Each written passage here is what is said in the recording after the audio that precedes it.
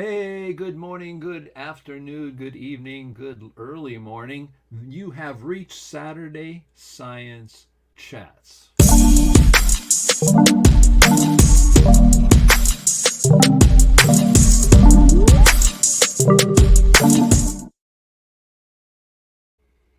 Yes, you've reached Saturday Science Chats. Welcome, everybody. It's going to be a great day. We have a great show for you today. One of my favorite people of all time to talk with recently. I met him only a few years ago. I've known some people for many decades. We're going to be speaking with George Coyne coming up. But before that, want to just say to everybody, thank you for tuning in. This is sponsored by the John Chappell Natural Philosophy Society and the Dissident Science channel. And today we're going to continue our series on evolving perspectives on the history of science, talking specifically about the Big Bang. And today's lecture and talk and discussion will be about the universe is not expanding. I think there's some new data out there confirming this, but I'm not giving a talk.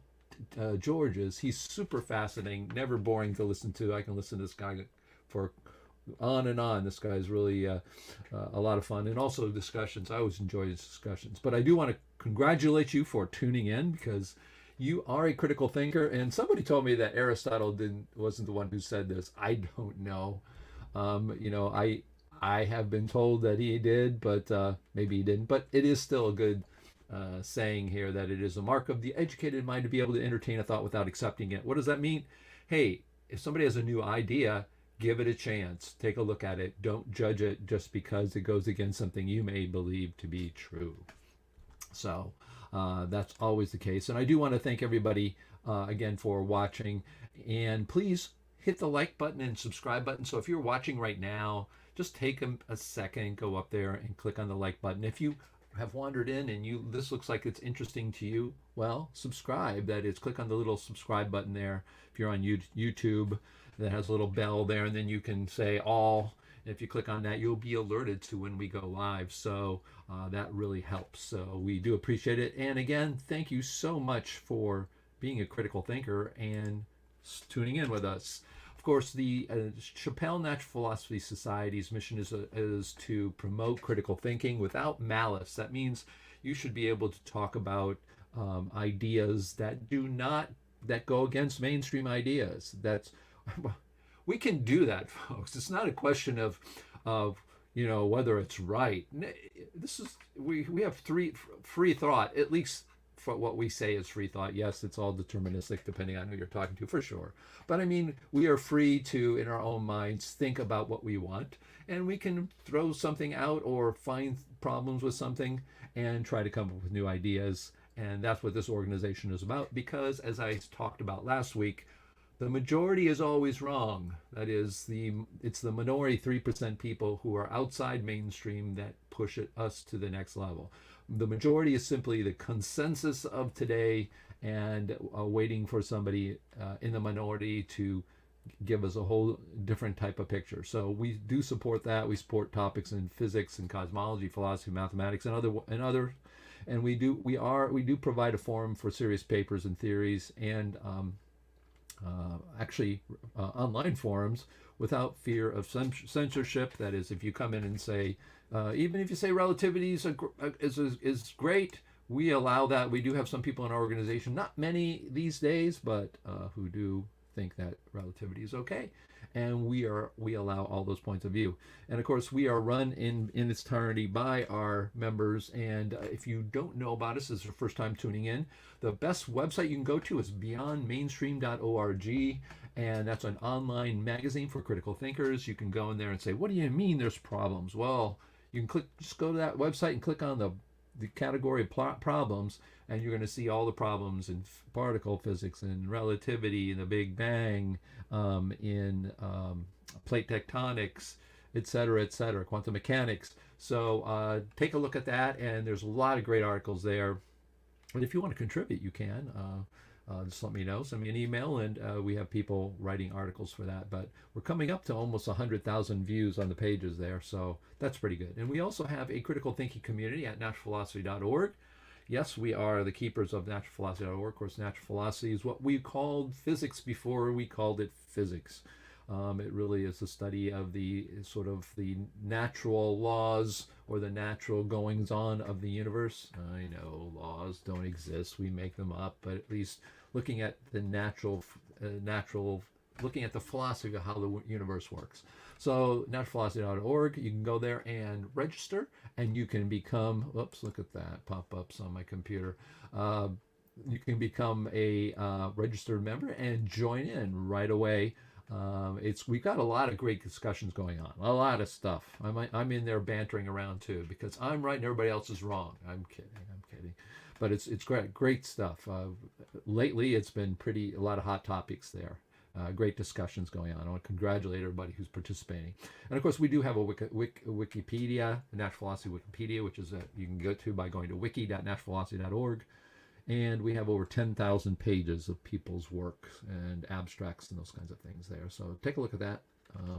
And also, we do live off our memberships and donations. So please, please, please think about becoming a member. You can do it monthly, like $5 a month. Come on, what's that, $60 a year?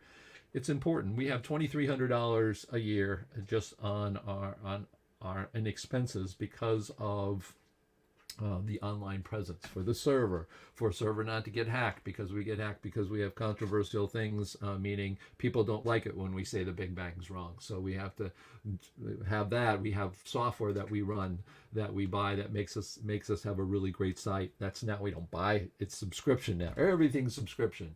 So with the server, everything backing up the whole system, because again, we were hacked in the past. We haven't been, thankfully, because we pay $300 a year to make sure people can't come in and hack us. And all of those things add up. And I'm not a independently wealthy person. I wouldn't have a problem. $2,300, that'd be nothing. But nope, I work a lot like everybody else, or a lot of people are retired. But if you can afford $5 a month, if you can afford more, that's great. You can do it annually, 35, it's even less. But I do want to thank our patrons. Some people have been making donations regularly, and it's really greatly appreciated. Nick Percival, Dr. Cynthia Whitney, our chief scientist, and Ramsey is pen name. He has helped out, and of course all of our annual and monthly memberships. I do notice some people joining, so come on, support us here. This is the only channel, this is the only organization on the planet that's going to let you do this.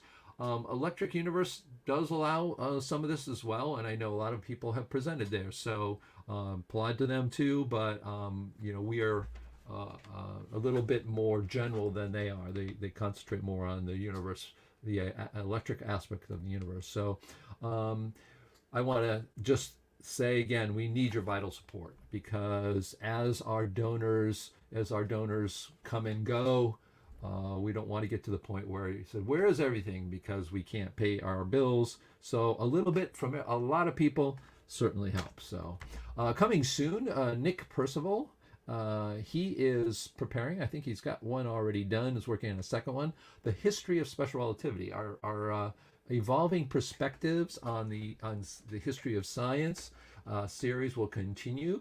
We have some other ones coming up, but that will be coming up soon. The history of science, the history of special relativity. So Nick is one of the foremost experts in relativity, in my opinion. And if you haven't checked out his channel, he's got a channel called Nick of Time. Look that up, Nick of Time and Relativity. Put that in YouTube and you will find it. He's got a bunch of videos there, really, really worth watching. He's got an excellent mind, very, very, very bright guy, of course. And so we look forward to his talks on the history of special relativity. We have it, it's already set at 1 p.m. Eastern on March 5th. Normally we are at 10 a.m. on March 5th. But this person, Tao Lin, who is a pretty noted and modern, he writes books. He's an author. He's been reviewed by New York Magazine, the London, he's look him up. He is one of the up and coming new writers in a new genre called, I think, auto. I can't remember what it's called, but it's sort of like autobiography, but it's autofiction, I think it's called.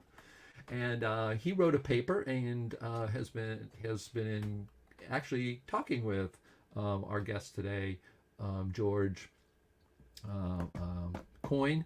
And I noticed, actually, I got a paper, a link. I've got an email from him saying that he wrote a paper about science and things, in the critical thinking area. And I was quite surprised. I had no idea who he was, but I looked at the article and I said, "Hey, Tao, would you like to talk about it?" He was sort of hesitant because he's an author, he's a writer, but we have finally set up a time, and he's going to be discussing alternative models and other topics in physics and cosmology. Also about his book, I do have his book here, Tao Lin Leaves Society. It's got great reviews. Very, again, just outside the box when it comes to writing as well. So we're going to be having that session, but we're starting right now. Just go 3 hours ahead wherever you are in the world. I am sending out now. Thank goodness I am sending out links so you can find out when we're actually happening in your part of the world. You just click on that link and it's going to say, oh, it's happening at this point. That one's going to happen a little earlier. And then we also have coming up probably one or at least two talks by Bob de Hilster on the physicality of parallel. The next one will be physicality of parallel resistors, diodes, and transistors. It's very interesting to see a physical model for these things, given we have lots of empirical electrical engineering equations that have to do with nothing real in physics. And my dad has been working on that. And actually, we're going to start writing papers to submit to real conferences, not just maybe IEEE for electrical engineering. My dad came up with a hack for the ultraviolet light that can't be explained. Planck's constants used and arbitrarily puts in integers to explain the ultraviolet light problem, which is called catastrophe. This week he came up with it. If you haven't seen his video, take a look at it. Go to the Particle Guru and take a look at his latest video. He talks about how our model actually can describe the unresolved the ultraviolet catastrophe. So we're looking to write a paper about that and try to submit it to some real conferences outside, mainstream stuff. So really great work going on. And he's a young 84, so that'll be good too. Now we're going to get to George Coyne. George Coyne is a Canadian philosopher, science writer, educator, and counselor. In his book, Notfinity Process, Matter in Motion. Oh boy, I got that wrong. It's not microcosms in motion. What the heck there? Okay, I've got to edit this. Whoops. Sorry, I'm going to edit come on. There we go. I should be able to edit this. Escape. There we go. And I'm going to do this right by him. There we go. Matter in motion. He's going to kill me if I don't do that. I always have to do at least one slide. So there you go. Oh, there it's right. Let's try again. George Coyne is Canadian, and in his book, The Notfinity Process, Matter in Motion, he critiques relativity theory, the Copenhagen interpretation of quantum mechanics, and Big Bang cosmology, which he'll be talking today, while promoting credible alternative models that do not contain paradoxes or contradictions. He writes about a new paradigm for consciousness, which does not require anything other than a brain functioning. That's absolutely stunning stuff. If you haven't seen his presentation for that we did 7 months ago, take a look at it. You can either go to the CMPS channel, or if you're from Dissident Science, you can go to Dissident Science. Just search for Dissident Science George Coyne, or you can go to CMPS George Coyne. Look that up. Really amazing talk. I really love it. I got his book, and the other thing I really like about that, and I'll get to his book now, is Notfinity Process, Matter in Motion. See, I got it right there. I just had that from an older slide and his bio, and I had it wrong. So you can see Matter in Motion. Nice cover, by the way. I wonder who designed. I'm kidding. Anyways, something really interesting that it took me a while to really, how do you say? It's not. I can hear it, but you really feel it and understand it. Is the word Notfinity. you have the word infinity, and one of the problems with infinity is if you have like an infinite amount of hotels and one person goes into them. Each hotel has 20 people, and one person is standing in front of that hotel. You've got a 1 to 20 ratio between you, one person, and the 20 rooms, and now you make an infinite number of them. Well, that one infinity is bigger than the other infinity, and you start to get into this like, oh my gosh, this mathematical conundrum where you can get stuck in the hall of mirrors. And I think what I like about Notfinity, it's like, no, it's not. It's it's not. You don't have the problem with the infinity. So that's. I mean, in the sense of the term. So that's pretty interesting. Of course, matter and motion comes from Dr. Glenn Borkert, one of the great scientists of all time. My dad and I's model is also based on that. So. I think that's it. Do I have anything else there? Oh, no. So today he'll be talking about, this is the last slide, I think. Again, this is a series of evolving perspectives on the history of science. We're going to be talking about the Big Bang. George will be talking about the Big Bang today. We'll have a discussion as well. So after after his talk, we stick around. We're going to you can ask him questions if you want to join. Oh, if you do want to join us live, you can. How do you do that? It's pretty easy. You just go to live.naturalphilosophy.org. Every week I change that to our new address because each one of these presentations has a new address, but you don't have to remember that address ever. Just go to your browser, type in live.naturalphilosophy.org, and you're going to say, what software do I have to use? No, it's all done in the browser. Browsers today have video conferencing built into them. So if you want to join us, we have 10 places in our what we call green room. I can bring you up and you can battle with George and go at it. I'll be the referee. If there's any fighting, really bad fighting, I can get in the middle of it. I'm just kidding, of course. But you can join. So think about that while you're listening to him, if you want to actually come on board and talk directly. If not, of course, we have our chat room. We've got our 3 channels going simultaneously. We're going live to YouTube. On the CMPS channel, we're going live to the Dissident Science channel, and we're also going live to Facebook, the CNPS on Facebook. So we are all of that. So with no further ado, I'd like to bring up our special guest and presenter today, George Coyne. How are you, George? I'm great. It's great to see you again, David. Yeah, I mean, you got up early. I mean, you and I are plant-based, and you and I have the same problem. Once I went plant-based and reversed my heart disease and my arthritis, and I reversed my allergies, and now, my family has heart disease. I don't have it. So the good thing, though, is, heck, I'm only sleeping 4, 5, 6 hours a night, and it doesn't seem to bother me. No, I got up at 4:30, went to bed at 12:30, up 4:30 a.m. Vancouver time. I never sleep more Yeah, it's amazing. It's amazing. So, and you're almost 70. Look at this guy. I mean, come on. No, I think he's lying. It's just, October 2nd, 1952. He's really 28. He eats fried foods all day, and he smokes. He smokes like a fiend. So... No, my energy always stays up from morning till night. It never varies. Yeah. So, but anyways, we met actually, I think at 2018? At Duncan Shaw's in July 2017 at Duncan Shaw's home for the CMPS conference. That's right, the CMPS conference, which we had at the University of Vancouver, which was probably maybe my favorite place to be because it was so darn beautiful there. Yeah, you mean UBC? Yeah, exactly. At the University of British Columbia, is that what it is? Yeah. Just beautiful, beautiful facilities. It was just absolutely great. I think we even had Dr. Gerald Pollack speak because he was around that area too. And that was at the Washington. We actually went to Washington, which was really close. That was the next year, yeah. Yeah, but it was really great. And then Duncan came up and he says, "Look, there's this kind of, he's a kind of eccentric guy, but you should really talk to him. He's really got some great ideas." Now, I've heard that before, and it's been sometimes a big regret. And I go, well, maybe he could even talk. And I'm thinking, oh boy, here we go. What is it? He's going to tell us that licking frogs is going to change the aurora borealis or something like that.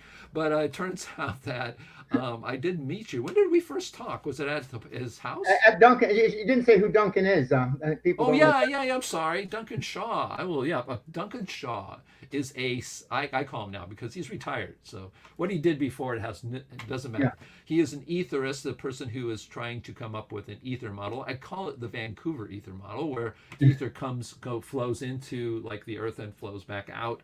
But he is actually I think he's a retired Supreme Court justice from in Canada. For And BC Supreme Court. right, BC, yeah, Supreme Court in British Columbia, and he was, we've known I've known him for numbers of years, and he's given presentations. Very astute guy, but he had said, "Hey, you got to talk to this George guy." So I did, and here we are today. And he's actually, I think I let you talk at the conference. 51 minutes, and it's had over 3,100 to 3,200 views already. Oh my goodness, that was a On mistake. consciousness. And now I have to have you back because people actually want to listen to you. I don't know what it is, but I think the thing you gave the first talk was on consciousness, and it was Yeah, just brain, mind, self, and consciousness. I can't believe the response, very positive response. yes, it was. And I'm a computer scientist myself. I work in the area of getting computers to understand language, and so I've always thought to myself, what is consciousness? What if I replace my body, it's a little Yeah. piece at a time, will I be the same person? All that kind of stuff. So when you talk, I go, wow. This guy isn't crazy at all. In fact, I actually agreed with almost everything you said. Yeah. So I really want to thank Duncan Shaw for hooking us up. He's a great Computer guy. scientists seem to understand my presentation better than anyone else. Yeah, yeah, They seem to get it right away, whereas other people who trained in psychology maybe are having trouble seeing that, consciousness is just another word for brain functioning, basically. And yeah. the brain doesn't produce consciousness. It's the same. It's just another word. Right. Yeah. There's a lot of people who believe, there's something, that's more there, the soul kind of thing. Yeah, But for yeah. people looking at least the physical side of it, Right. I think, that's the most important thing. Right. And here's the upshot, folks, from consciousness and George Coyne. Don't worry about anything in life because it doesn't matter. You're not choosing anything anyways. It's happening. Just like Borkert says, because all the the microcosms and the macrocosms. So it's going to happen. So just don't That's right. fight it. Absolutely. That's right. It saves energy. So anyways, I'm going to let you talk, but it's a real pleasure. Obviously, I'm really looking forward to this. And again, I'll put some things on the bottom so people can. And there's a friend of mine, Tao Lin, that you showed. Oh, yeah. He's going to be on the show. He sent me this book. And he drew a little picture for me, too, if you want to see it. Oh, do? Yeah, let me see. Oh, yeah, that's cool. And he mentioned in his book, on the note, he says, turn to page 151 or something where he talks about the Big Bang in here. Right. Page 2, he says, check out page 250, 251. But he's a great guy. I like him. No, he is. We're looking forward to talking to him. He's in Hawaii, unfortunately. So right now it's like, 3 hours ahead of time. So it's like 5 in the morning or 6 in the morning. Right. Anyways, we are going to be talking with him on March 5th. And it'll be at 1 p.m., which means for you guys on the West Coast, it 10 will a.m. be at 10 a.m. So you guys can sleep in or watch Saturday morning cartoons like we did when we were kids. So anyways, I'm going to let you speak. Okay. Welcome and thank you so much. I'm really looking forward, especially the universe is not expanding. I guess we have some new data on that, but I'm going to let the floor is yours. And this will take like about 55 minutes, but Okay. and then we'll do questions and other. Okay. So I'd like to greet Glenn Borkart, Duncan Shaw, and Tao Lin will be watching later. I know the other two are watching live. And by the way, David, you did a great job of describing what the word notfinity means. That's fantastic. Yeah, well, it took me a while to figure that out. It I really know. did. And you know what? Glenn, if you were actually watching live here, hey, I didn't think infinity could have been outdone, but not outdone, but at least added to. I'm sorry, George, you added something to it, but of course. Well, the problem with infinity is it's become a concept, and therefore it doesn't represent what it's supposed to represent because it's become too much of a hardened concept. Anyways, I'll begin now. Okay. So the title of this presentation is "The Universe is Not Expanding," and it was derived from the chapter on falsifying the Big Bang Theory in Notfinity Process, Matter in Motion, 2nd edition, 2021. And it basically is representing 15% of the material in that chapter. So if you are interested in this talk, I encourage you to get the book, because it goes into much greater detail and 66 different falsifications of the Big Bang. And it's also on sale right now, 1/3 off in paperback, and it's $26 US, 47 Canadian. Okay, so I'll begin with the definition of the Big Bang and inflation. Because some people may not be familiar with the basic components of the BBT, that's short for Big Bang Theory. So it's useful to provide the standard description as found in Wikipedia. And so here's their definition, quote, "The Big Bang Theory is a cosmological model of the observable universe from the earliest known periods through its subsequent large-scale evolution. The model describes how the universe expanded from a very high density and high temperature state and offers a comprehensive explanation for a broad range of phenomena, including the abundance of light elements and the cosmic microwave background," that's known as CMB, by the way, "radiation and large-scale structures. If the known laws of physics are extrapolated to the highest density regime, the result is a singularity which is typically associated with the Big Bang. After its initial expansion, the universe cooled sufficiently to allow the formation of subatomic particles and later simple atoms. Giant clouds of these primordial elements later coalesced through gravity in halos of dark matter, eventually forming the stars and galaxies, the descendants of which are visible today." End of quote. And I just mentioned that it took apparently hundreds of thousands, 200,000 years for matter to actually form, according to the Big Bang Theory, from that, from the energy or so. Okay, now, according to the Big Bang model, the theory of cosmological inflation involved an exponential expansion of space in the early universe. It lasted from 10 to the negative 36 seconds. That's 10 followed by 36 zeros of a second, negative. Very tiny. A trillionth of a trillionth of a trillionth of a second. That's how long it lasted after the hypothesized Big Bang singularity, to between 10 to the negative 33 and 10 to the negative 32 seconds after the singularity. Following the inflationary period, the universe kept expanding at a reduced rate. The acceleration of expansion caused by a supposed dark energy started after the universe was more than 7.7 billion years old. Inflation theory was developed in the late 1970s by Alan Guth, Alexei Starobinsky, and Andrei Lind as an essential ad hoc to the Big Bang Theory. And for people that don't know what ad hocs are, that's when a theory has problems, so you add on to it. And that's what inflation theory was. They had to add on to it, to the Big Bang. It continued to be developed into the early 1980s. It seeks to account for the universe's large-scale structure using the concept of quantum fluctuations in the microscopic inflationary region, which supposedly increased to cosmic size to act as seeds for the growth of structure in the universe. So now to get to the main part here, the universe is not expanding.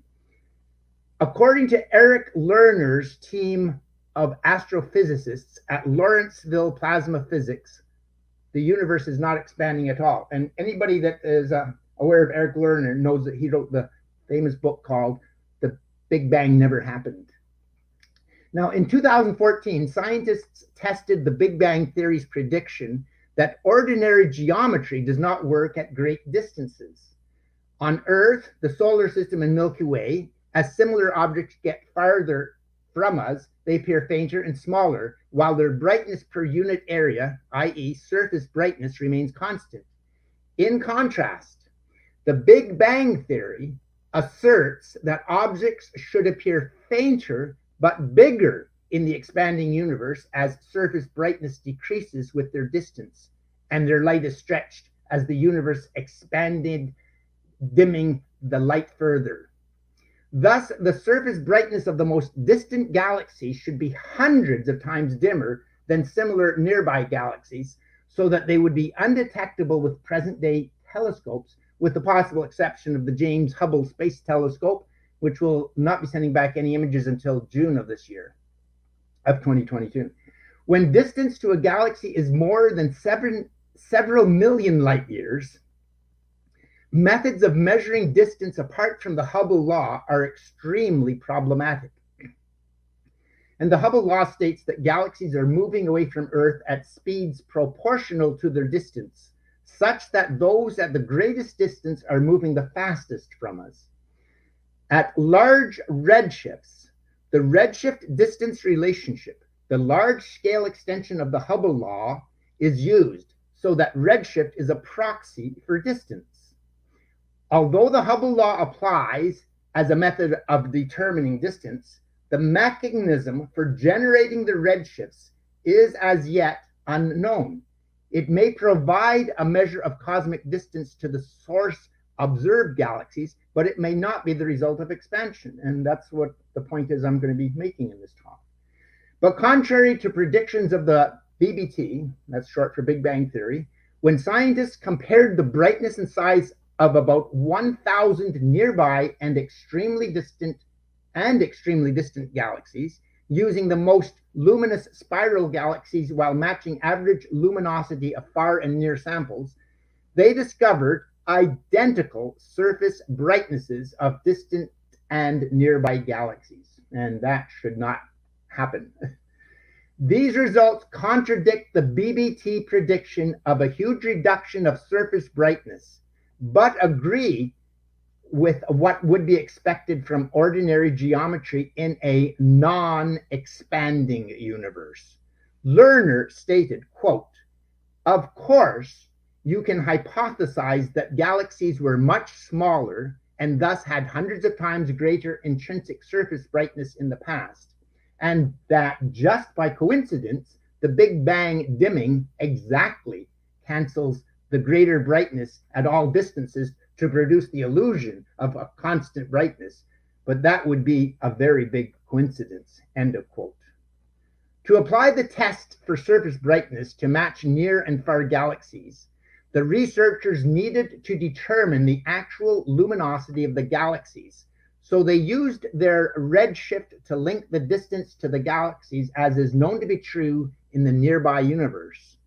Using data on supernova brightness that is used to measure the universe's accelerated hypothesized expansion, the researchers assumed that distance is proportional to redshift at all distances. Study co-author Dr. Renato Falomo stated, "It is amazing that the predictions of this simple formula are as good as the predictions of the expanding universe theory, which include complex corrections for hypothetical dark matter and dark energy." Another co-author, Dr. Ricardo Scarpa, stated, quote, "Again, you could take this to be merely coincidental, but it would be a second big coincidence," end of quote. Thus, if the universe is not expanding, there must be another cause for the redshift of light that occurs with increasing distance. Something must happen to the light as it moves through space. Lerner remarked, "We are not speculating now as to what could cause the redshift of light. However, such a redshift is not associated with expansion, could be observed with suitable spacecraft within our solar system in the future." Am I still here? Oh. Well, it depends on your philosophy, but I think you are. Oh, okay. I just want to make sure that everyone's still hearing you, because it's quiet from that end. Okay, I'll continue. Expansion of space does not explain many phenomena. BBT does not explain the actual mechanism causing many redshift observations. It attempts to account for cosmological redshift by the expansion of space between galactic structures, but this fails to explain the following phenomena. 1, CMB radiation uniformity, that's cosmic microwave background radiation uniformity, and something called the fingers of God effect of elongated galaxy distribution in redshift space with elongation axis toward the observer. It is supposedly caused by a Doppler shift associated with the random peculiar velocities of galaxies bound in structures such as structures such as clusters. 3. A single redshift galaxy in compact galactic groups. 4. Solar limb redshift. Although redshift at the limb of the sun's disk could partially be accounted for by a plasma redshift mechanism. However, there could be many alternative explanations. It is a difficult matter to explain in every detail, such as why the relationship between limb position and redshift differs between the lines, and which lines are affected. The whole question of limb shifts can only be resolved in the context of considering outward flows, which should give rise to blue shift in the center of the disk, and in consideration of gravitational redshift, a general relativity, which should affect all areas of disk similarity. 5. Quasars' intrinsic redshifts. 6. K-effect correction to a cosmic object's magnitude or flux, the total energy crossing unit per unit time, i.e., and which I call time, I use the word nadal. So it's basically time as joules per square meter per second that enables measuring light at a redshift converter to equivalent measurement in the object's rest frame. Okay, now let's get to non-expansion velocity causes of redshift. Here's the gist of the whole thing that I'm doing today. The other explanations are tired light theory. This is the best candidate for redshift not being completely the result of the Doppler effect. This theory involves light experiencing losses due to absorption while traveling billions of kilometers, because it is impossible for anything to travel those vast distances without experiencing any losses. These losses may be sufficient to account for part of galactic redshift. In comparing the no evolution expanding universe model with the no evolution tired light model, 4 types of observational tests produced data that better conforms to a tired light hypothesis. Additionally, the latter do not require ad hoc assumptions concerning rapid galactic evolution. The simplest interpretation of results requires assuming significant evolutionary effects. Euclidean space, cosmologically static galaxies and photon energy loss of about 6% over 10 billion light years. This stepwise incremental energy reduction explains redshift quantization observations. In the BBT model, there is no acceptance of light losing any energy to the macrocosm as it is traveling vast distances. This is in clear violation of the second law of thermodynamics, SLT. Any device claiming to work while contravening SLT would never qualify for a patent. There is an obvious reason that photons do not lose energy in this voyage. They do not exist. However, light waves are real, with properties of diffraction, refraction, and frequency, and their loss of energy in being propagated through space is revealed by their redshifts as a function of distance. In expansion models, redshift quantization requires multiple assumptions, but this is not the case in the simpler tired light model. Additionally, this model has the advantage of conforming to observations of a slowly evolving stationary Euclidean universe with gradual photon energy loss over cosmological distances. In a 2016 paper, Louis Marmot discussed 20 physical redshift mechanisms not based on expansion velocity. If a mechanism can somehow cause light to lose energy, this will cause redshifts. But to agree with observations, it must not cause light scattering. Glenn Borchardt writes, quote, "It would be impossible for light to travel billions of light years without losses. The solution could be flowing," that's end of quote. "The solution could be flowing ether particles, which being far smaller than quantum entities do not scatter light, but would cause light to redshift as energy is lost from moving through it. Galactic redshift would be proportionate to distance." Now, a third alternative for redshift. It's known as redshift quantization, also known as preferred redshifts, redshift magnitude bands, redshift periodicity, and redshift discretization. So this hypothesis that redshifts of cosmologically distant objects, especially galaxies and quasars, cluster around multiples of a particular value. It is a concept that there is a tendency for quantized redshifts of cosmologically remote objects such as galaxies, which means being at multiples of a specific value. Due to the relationship between redshift and distance, redshift quantization either can result from galactic distance from us or can indicate that the redshift is not a suitable way to determine cosmological distances. The significance of either of these being true would be devastating for the BBT. It would destroy the Big Bang Theory.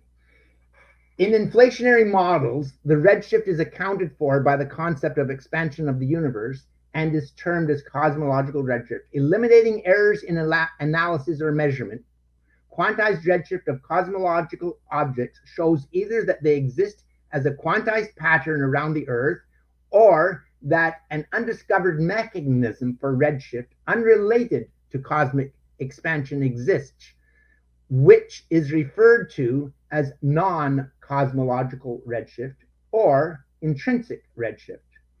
Scientists who oppose the Big Bang model use evidence of redshift quantization to support their position. Astronomer William G. Tift reported evidence of this pattern in 1973.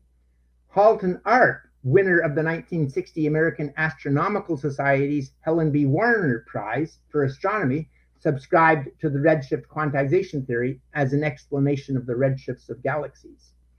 Arp maintained that redshift is only secondarily due to an object's velocity and primarily caused by its relative youth. In Arp's understanding, two components determine the value of the observed redshift. There is an inherent one determined by the object's matter, which changes over time. This is the largest factor in the total redshift of the quasar. The other component is the object's velocity. Arp produced some observational evidence to support redshift quantization. Using large telescopes, he made images of multiple quasar pairs. Inferred from their having extremely high redshift, Z values, they were supposedly receding very rapidly from us, which implies that they are very distant, ranging from 575 million to 13 billion light years. His photographs revealed that they are physically associated with galaxies that astronomers know are relatively close to us with low redshift values, which it's amazing. They shouldn't be that close. Arp's numerous images showed high redshift quasars balanced on two sides of their low redshift parent galaxies. These quasars are physically associated with low redshift galaxies, ones that we know are close to us. The vast number of these pictures makes it very improbable that the occurrence results from random location or an illusion, creating a seeming location that is incorrect. The significance of Arp's photographs is enormous. It falsifies the Big Bang Theory, BBT, by taking away the concept that cosmological redshift must be evidence of an expanding cosmos resulting from the Big Bang event.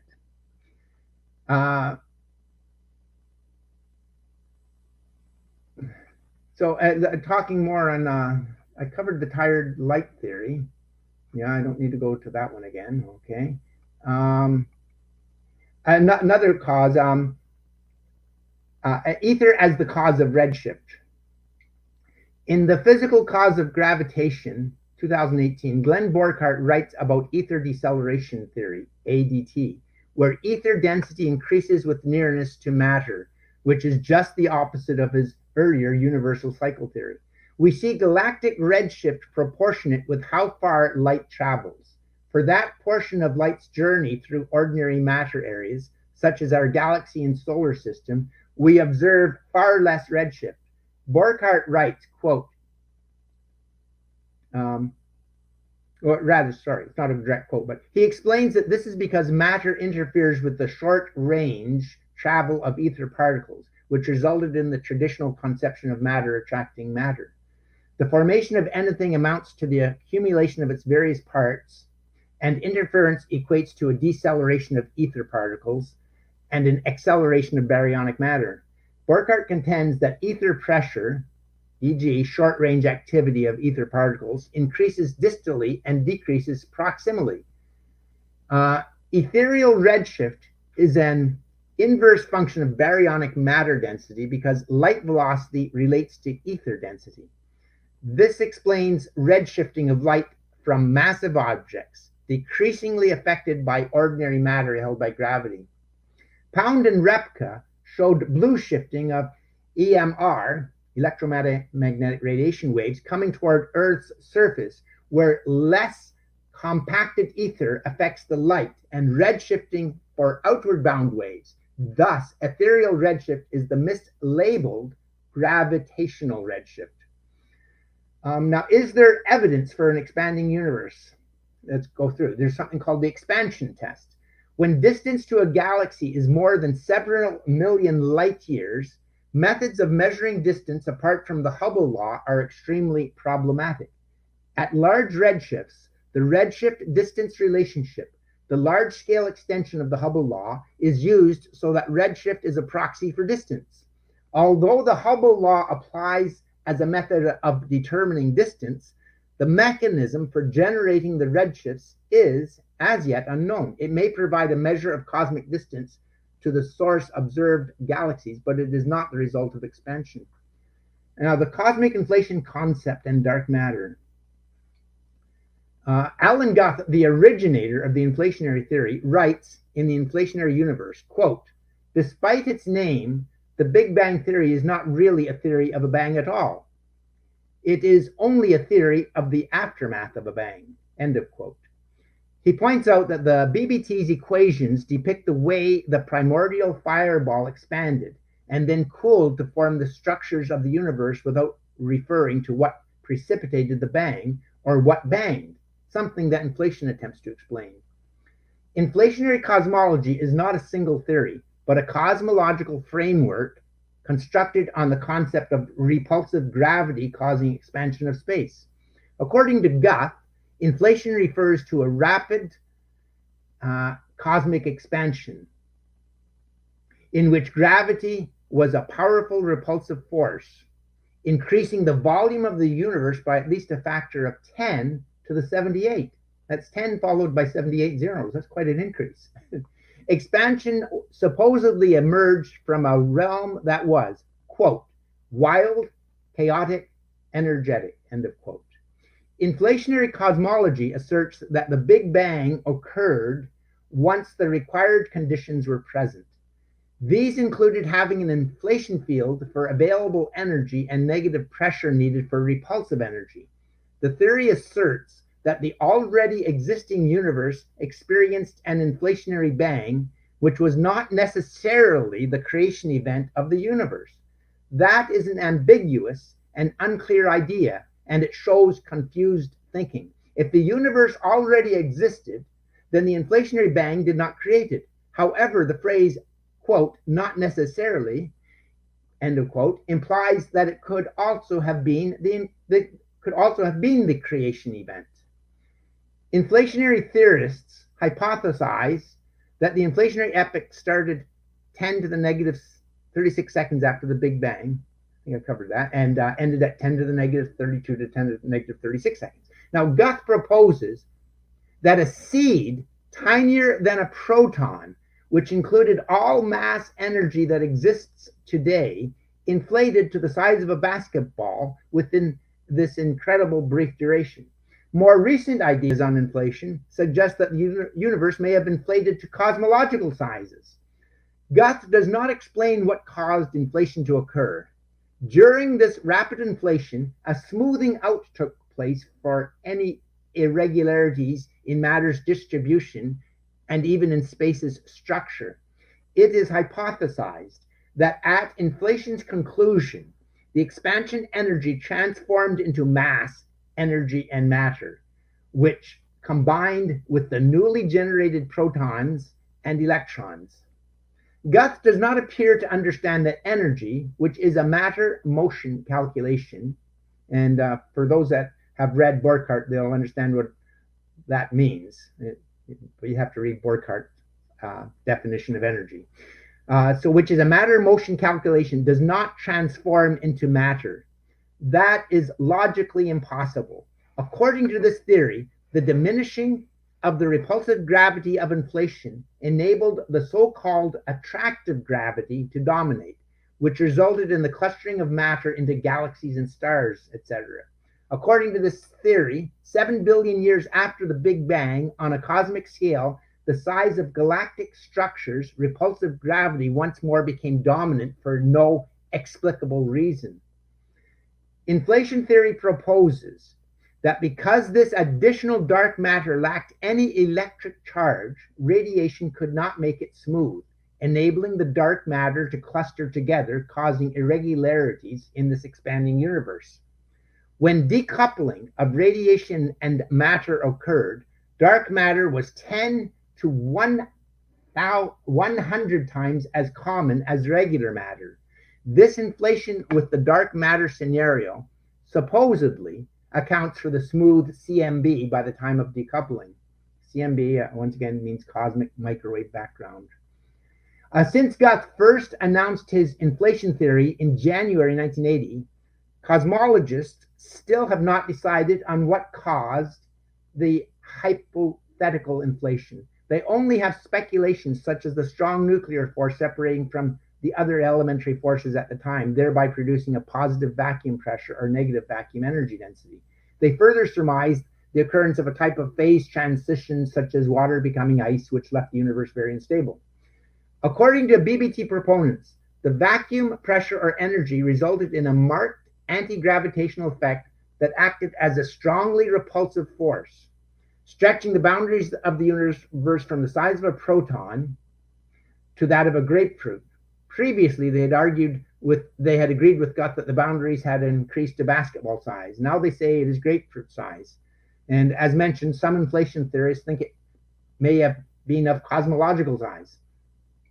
There are two significant issues with this theory. First, based on a 500 million light years diameter of the universe at 380,000 years of age, this means that during inflation, the universe expanded faster than the speed of light.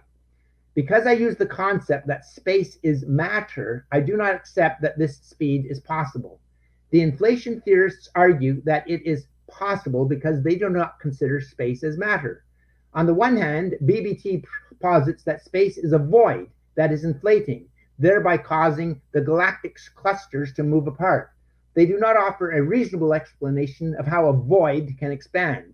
They also claim that this void contains fields, in which case it is not actually a void, and they call them quantum fields. In the fabric of the cosmos,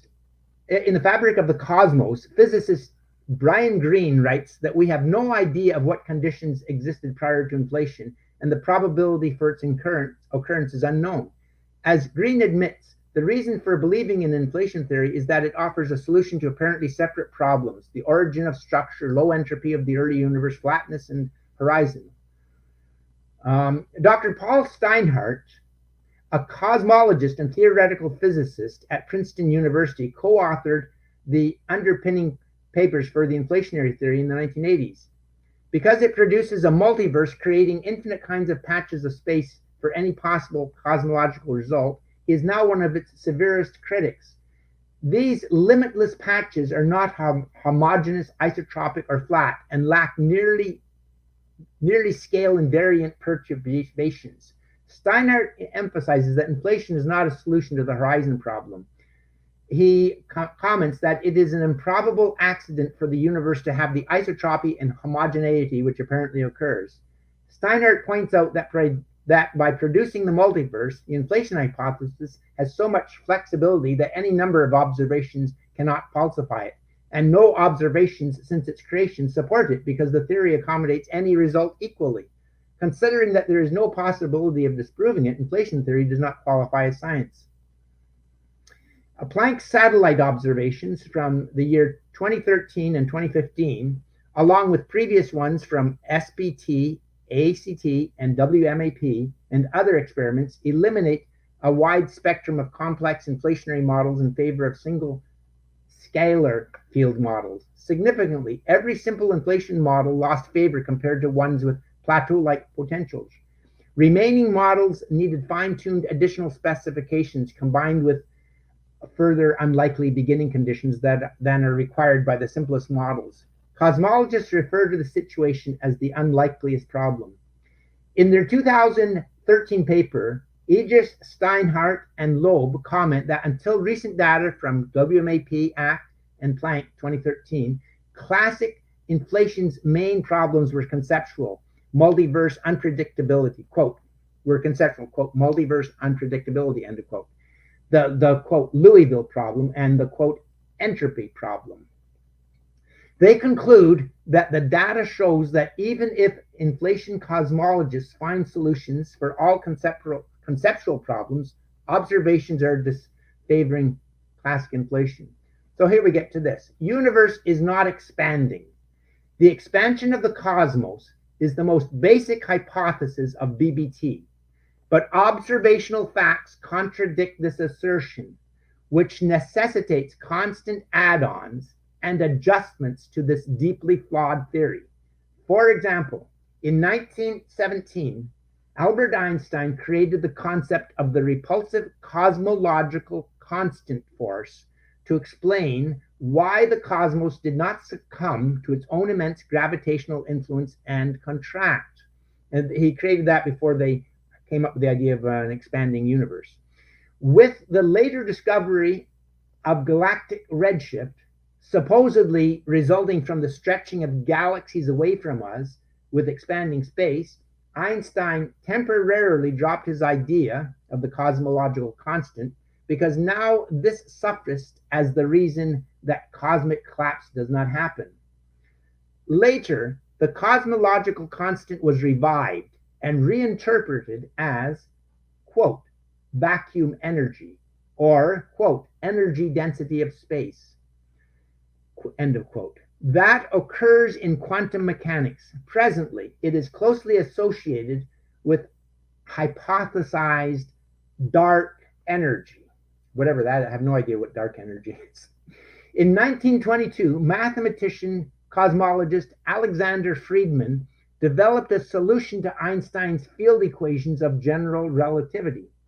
It required an expanding cosmos, which became the foundation of the BBT, although it also was a basis for steady state descriptions. Using three different models, he explained how observations of an expanding cosmos would occur everywhere with an isotropic and homogeneous appearance. He did this for each of three different models. In an open universe, where the amount of universal expansion outstrips the escape velocity of all matter, space curves negatively and expansion never ends. A closed universe has positive curvature, with gravitation ultimately ending expansion and causing it to contract back to its size at the hypothesized Big Bang, contracting right down to something smaller than an atom, apparently. It is theoretically possible that in this model, the universe could have endlessly repeated expansions and contractions. And that's a model right now that Sir Roger Penrose is talking about. The flat universe model balances between open and closed as expansion continues endlessly until after infinite time, its velocity moves towards zero with no curvature in space. Apparently, Friedmann defines, quote, infinite time, end of quote, as an extremely long duration, but not one that continues forever. The present consensus of BBT uses this last model. Sufficient matter exists such that it will eventually halt expansion. BBT's basic premise that the cosmos is expanding is an assumption, not a fact confirmed by observation. There are four classical tests for expansion based on the assumption of redshift of galaxy light representing the velocity of the galaxy moving away from us. The tests concern relationships between galactic redshifts. It is indisputable that distance of ordinary galaxies correlates with their redshift, but we do not have any proof that shows that increased distances cause redshift. The first test is redshift for galaxies versus apparent magnitude. Closed universe expansion models appear to correspond with observations, which also fit with a static universe model that has no free parameters. Because static models are simpler theories, the test favors these based on the application of Occam's razor, because they do not require inventing unnecessary hypotheses and they have fewer free parameters. The second test examines redshift versus number of galaxies. Except in the case of an open universe and with the application of evolutionary corrections required at a redshift of 0.4, a period when galaxies were like today's, this test does not agree with expansion models. It supports static models, which do not require more parameters. Test number 3 compares galactic redshift with surface brightness. Attempting to correct for the Malmquist bias effect, which causes detection of a disproportionate number of intrinsically bright objects, presents the greatest challenge of any in this test, making it difficult to draw conclusions.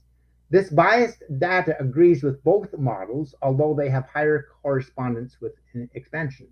The fourth test of galactic and radio sources redshift versus angular size has the least observational bias of the 4 tests. Observation results of galactic cluster radii and independently from brightest number of clusters support static universe models, while contradicting the predictions of all Friedman expanding universe models. Although results from the greatest angular sizes of double radio sources offer less support for static models, they have strong divergence with every expansion model. Absences of small radio sources in results provide cosmological parameters that are not consistent with expansion or static models. However, they could indicate interplanetary scintillation effects, which are momentary random fluctuations in celestial radio waves intensity, like a star's twinkling in the visible electromagnetic spectrum. Of these 4 tests, 3 of them support static universe models, with the 4th test not applicable to most static models. The only test that agrees with expansion has problems with observational bias. BBT proponents need to hypothesize strong evolutionary effects, including ones that are counterintuitive, such as the intrinsically smallest radio sources are the strongest ones. BBT requires that there be little or no deceleration of the universe or accelerated expansion. Big Bang theorists describe the cosmos as strongly open, which refers to a model in which expansion continues without end due to insufficient mass to balance it by gravitational influence. However, all observations from small radio sources imply a strongly closed universe, which is one with enough matter and therefore sufficient gravitational force to stop the expansion. For static models, we only need to assign significance to galaxy results in agreement, because redshift does not correlate to distance for radio signals, quasars, and other radio sources. 2 other tests are also available to test for expansion. One involves a test of supernova light curves. If expansion were occurring, then we would observe a stretching of these in high redshift galaxies resulting from the originating galaxy receding. This test yields ambiguous results. Another test uses galaxy evolution. If the Big Bang occurred 13.799 billion years ago, the appearance of galaxies is relatively recent, and their evolution would be a significant aspect of the young cosmos. In a non-expanding universe, present galaxies would be like those of 12 billion or 13 billion years ago. The radio galaxy 3C65 at a redshift of 1.2 would be larger and fainter than any present local galaxy. This necessitates evolutionary effects.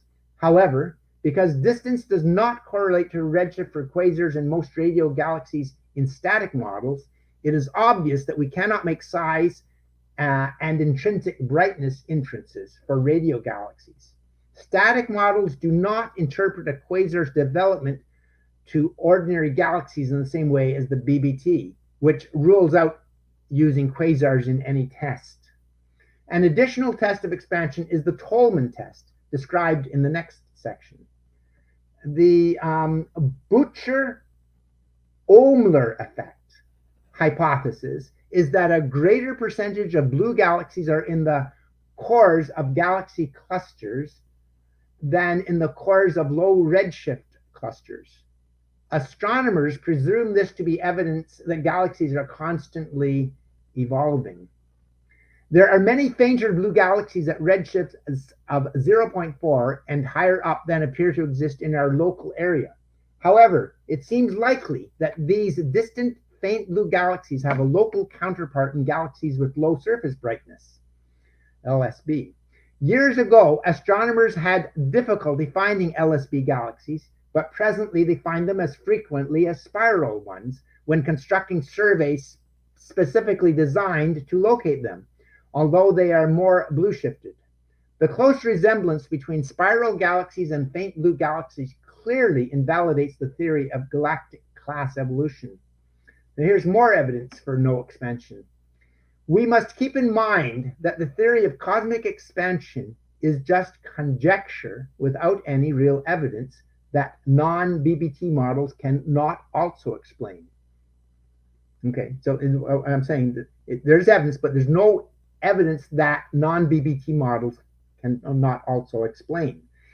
Big Bang theorists invented this because they needed it to account for the universe's parameter.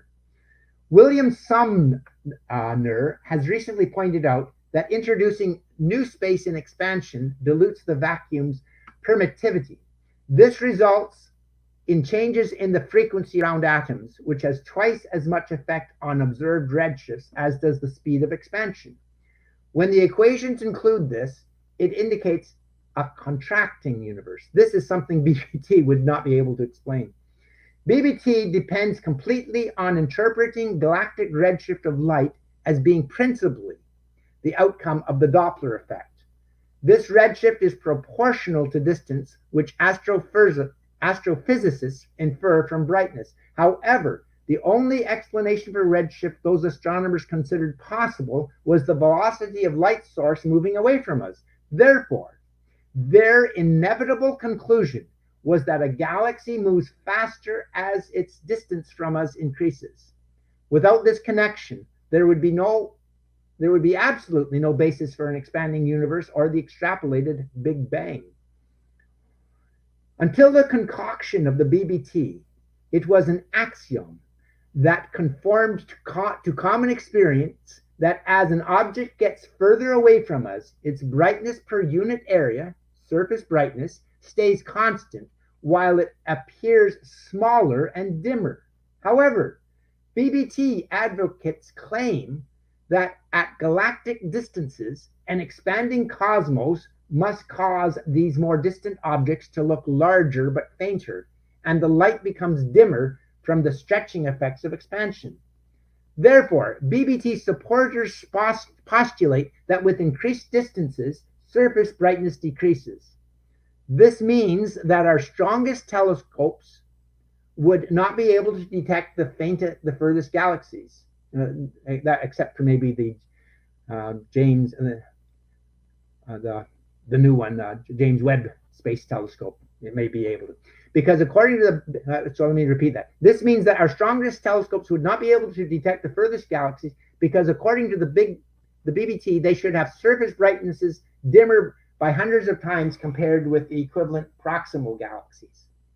However, a study by astrophysicists Eric J. Lerner, Renato Falomo, and Richard Cardo Scarpa contradicts the BBT prediction that Euclidean geometry does not work at great distances. Their study, published in May 2nd, 2014 in the International Journal of Modern Physics, D, provides strong support for the concept of a non-expanding universe.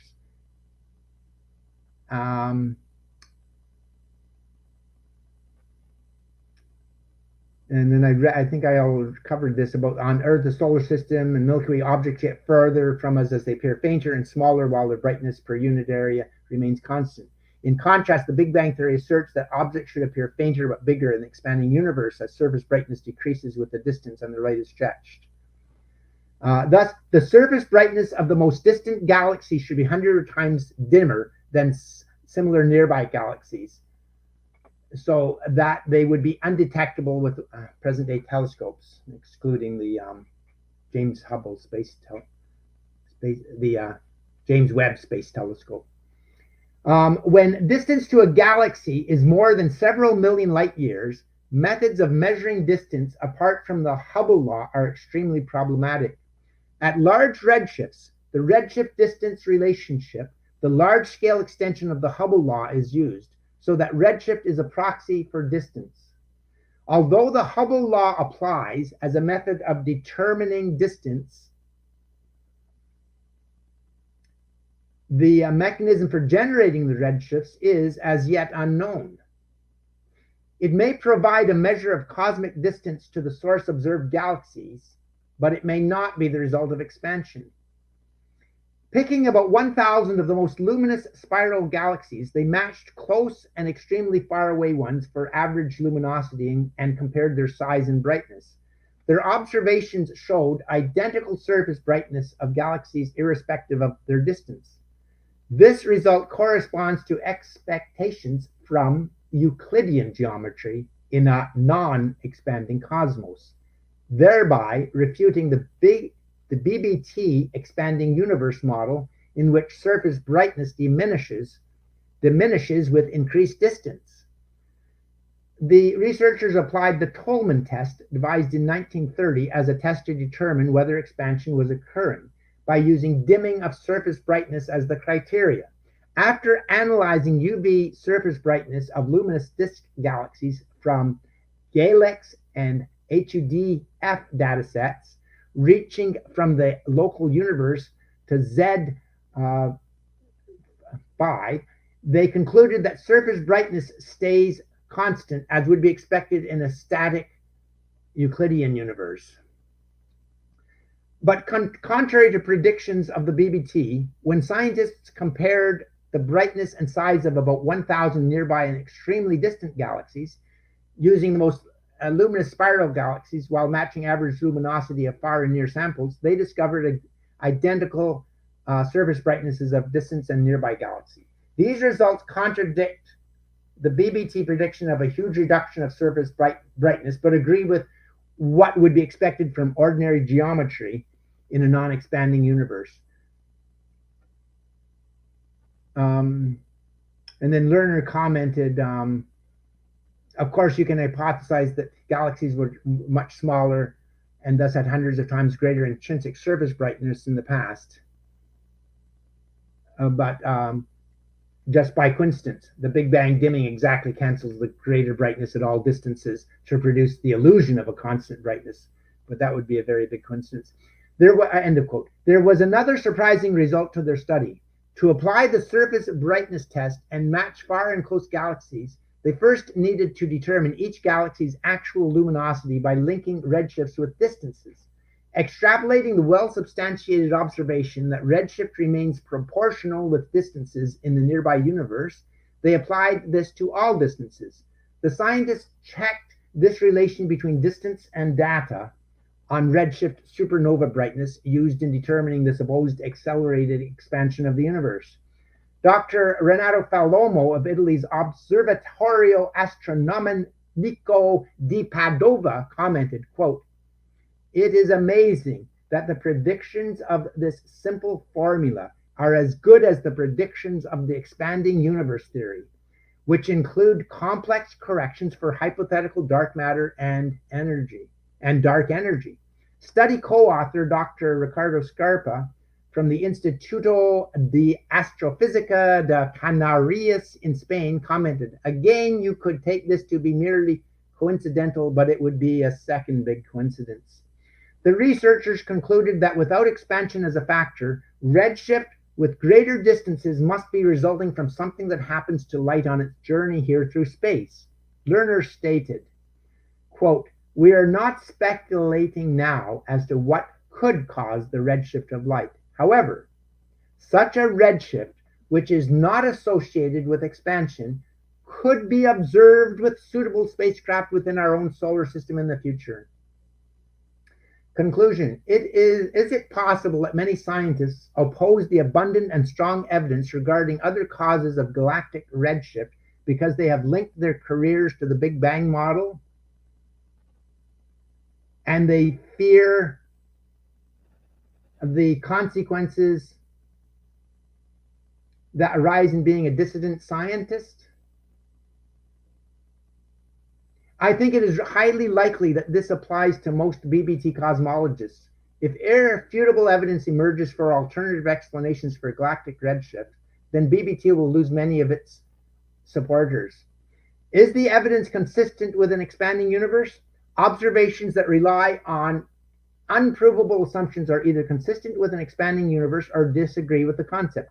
But in response to all contradictions that arise, Big Bang proponents adjust the models so it can be in accord with any new evidence that is discovered.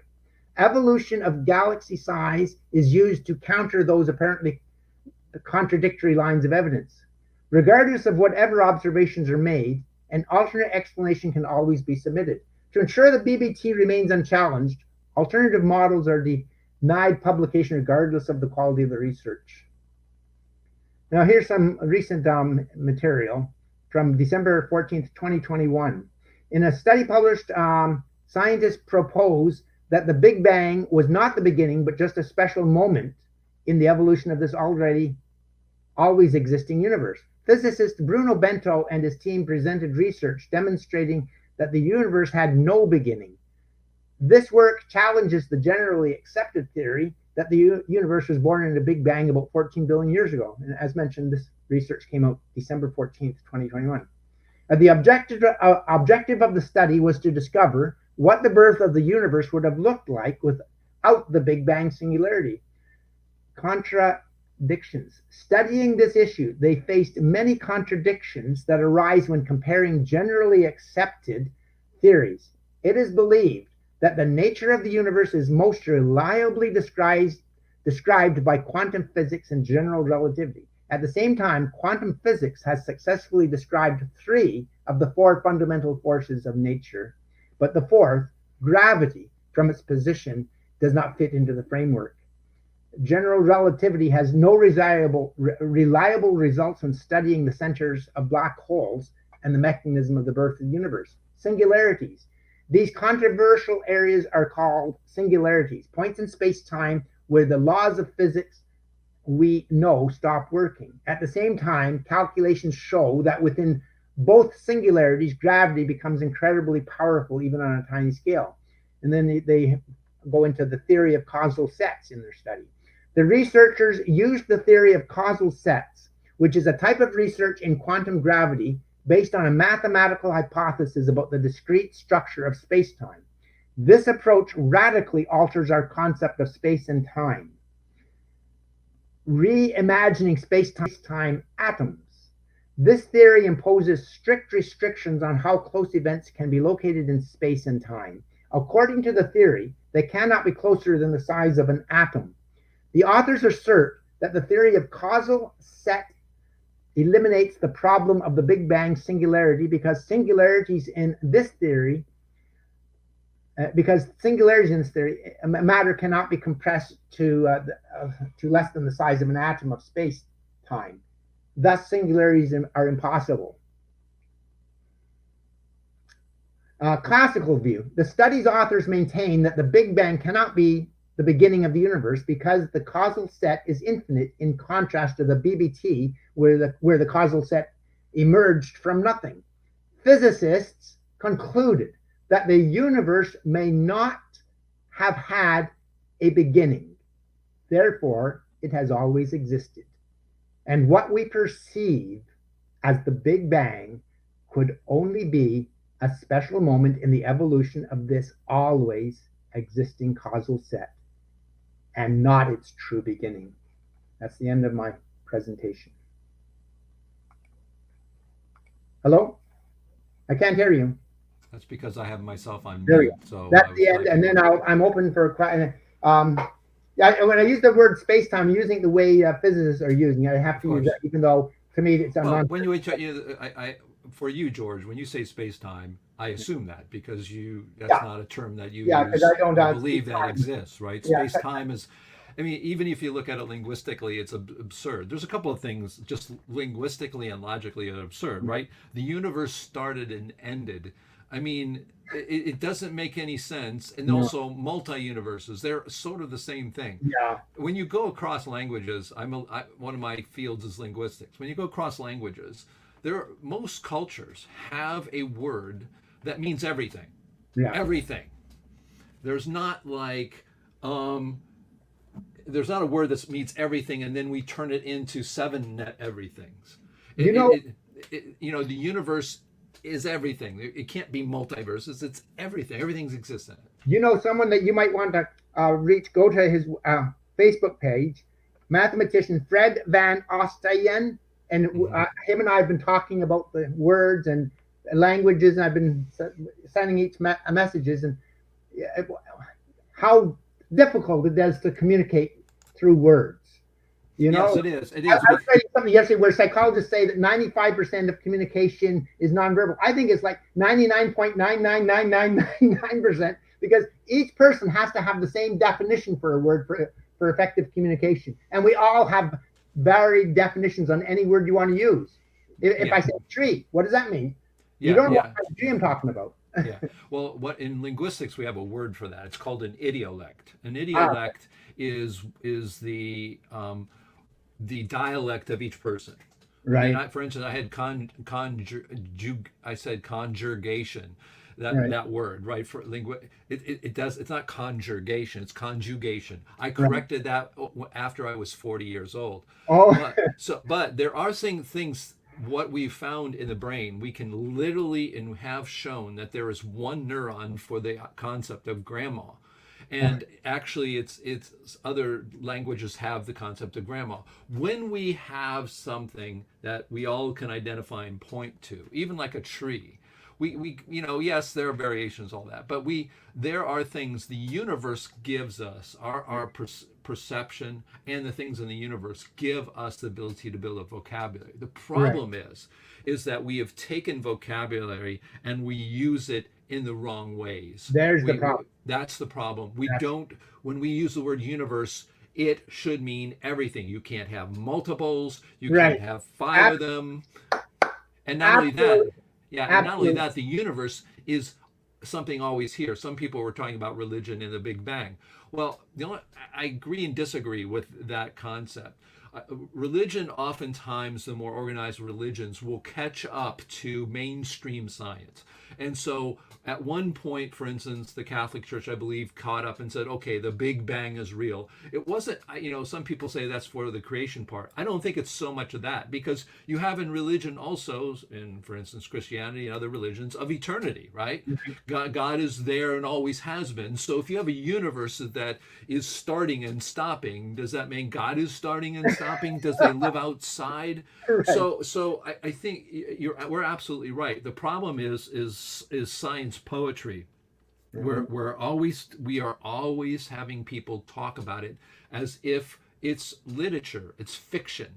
And so the moment people are using words that we have a very clear definition, if you go to somebody on the street and you say, what does universe means? It means everything. Right. And then you go up to him and says, okay, well, you can have three universes. Oh, no, there's only one universe. Right. But yet, what happens is we have people speaking in science poetry constantly. Glenn So, Gorhart would love what you're saying. That's his point exactly. yeah, exactly, yeah. And here's a question. I'm going to ask you some questions before we get into people talking here. I'm putting a lot of comments on the screen. I want to thank everybody. I First, like I do want to thank Michael. That's his pen name. He donated $100 to us right online here. So super chats. If you are in YouTube, you can donate to our organization literally through YouTube. And I want to really thank Michael. Michael, he says he's just a layman, but this is a show he likes to come to on Saturday mornings to get his brain tickled. So thank you um, so much. David. I just like the comment on when you're talking about universe. the reason I created the word Notfinity Process and then matter in motion is to replace the. I just lost you. I see me, but I don't see you anymore. That's because as you speak, I have you up there Oh, I see. like a So camera. the word Notfinity Process, or the phrase matter in motion, is to replace, in a sense, the word universe, because I'm giving it the idea of like without end, everything that occurs and exists without end, and that's what that phrase is trying to capture. Yes. That. Yeah, I mean, if you talk to, again, if you go a person on the street, the average person, probably in any country, you say, what is the universe? It means everything. Well, how long has it been around? Occurs. Forever. It's right. like, well, I mean, the idea that it's in some sense existing, a corollary of that is the universe has to be everything, and it's always been there. It has to be. You can't have nothing. You can't have nothing. It makes no sense. Yeah. So one of the questions I know people have, especially the lay people, because we've had upwards, we've been going around 50 people on all 3 platforms that we're going live to. So I want to thank everybody for tuning in. But one of the questions is, if the Big Bang isn't correct, what is? That's actually, I'm going to hopefully get a question that. You get into the infinite universe model of Glenn Burkhardt. That's the alternative to the Big Bang. If you can prove the Big Bang, that means you've got this universe has no beginning, has no end. It just exists. And this is hard to wrap your mind around, because we're used to things having beginning and end in our normal lives, right? Something starts, something ends. So to conceive of, I don't think it's possible. That's what I'm saying. Notfinity Process too. There's no beginning. There's no end. It just exists. It just occurs, and that's something that is extremely hard to, because of the way we're conditioned to think in terms of beginnings and ends. But because we aren't capable of conceiving of it, doesn't mean that it's not valid. It's just that our brains are limited. Yeah. But I think part of it too is our brains. Our neural networks, basically, they look at the world. If you show a neural network something over and over and over again, it's going to develop a pattern. Absolutely. People develop their idea of the way the universe works. People identify, they start putting that sort of this model in their head together. Most of the time, it's not too physical. And then they start placing things in that model. So we have people in the green room. So if you're in the green room and would like to speak, you can wave. I know Dr. Ian Coyne, who's won some great awards with something. I don't remember. I don't know what it is, but I've seen that flashing through the chats here. I'll bring him up here. Whoops, I'm gonna go to this. There we go. Hey, hello. Ian, how are you? Hello there. Hello, David. Hello, George. Hi, Ian.